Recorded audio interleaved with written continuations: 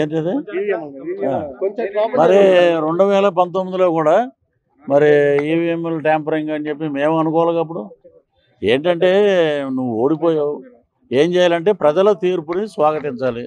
ఎక్కడైనా సరే ఇప్పుడు చంద్రబాబు నాయుడు గారు కానీ, రాజశేఖర రెడ్డి గారు కానీ, ఎన్టీ రామారావు గారు కానీ వీళ్ళందరూ ఎలక్షన్ రిజల్ట్ రాగానే వాళ్ళు ఏం చెప్పేవారు, ఇది ప్రజా తీర్పు, ప్రజల తీర్పుని మేము శిరసావహిస్తున్నాం, సో దీని మీద అనుమానాలు ఏమి లేవు, ప్రజలు మమ్మల్ని వద్దనుకున్నారు అని చెప్పి ఉంటే ఉందాగా అరే బ్రహ్మాండంగా మాట్లాడాడు అనేవారు.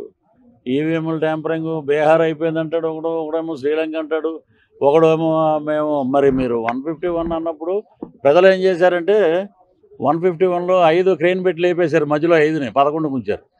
సో ఇకనైనా వాళ్ళు నిర్మాణాత్మక ప్రతిపక్ష పాత్ర పోషించడానికి 18 కూడా లేవు. సో అటు పాలకపక్షమైనా ప్రతిపక్షమైనా మా పవన్ కళ్యాణ్ గారే ఒక అద్భుతమైన పరిపాలనకి నాంది పలికింది. అటు కూటమిలో ఈ రాష్ట్ర చరిత్రలో కానీ దేశ చరిత్రలో కూడా ఒక ముఖ్యమంత్రి ఫోటో ఉంటుంది పంచాయతీరాజ్ శాఖల్లో కానీ ప్రభుత్వ ఆఫీసుల్లో కానీ. ఈ రోజున ఒక పక్కన చంద్రబాబు నాయుడు గారు సీఎం, ఓ పక్కన పవన్ కళ్యాణ్ గారు డిప్యూటీ సీఎం, 2 ఫోటోలు ప్రతి ఆఫీసుల్లో ఉంటున్నాయి. ఇది ఒక శుభ పరిణామం.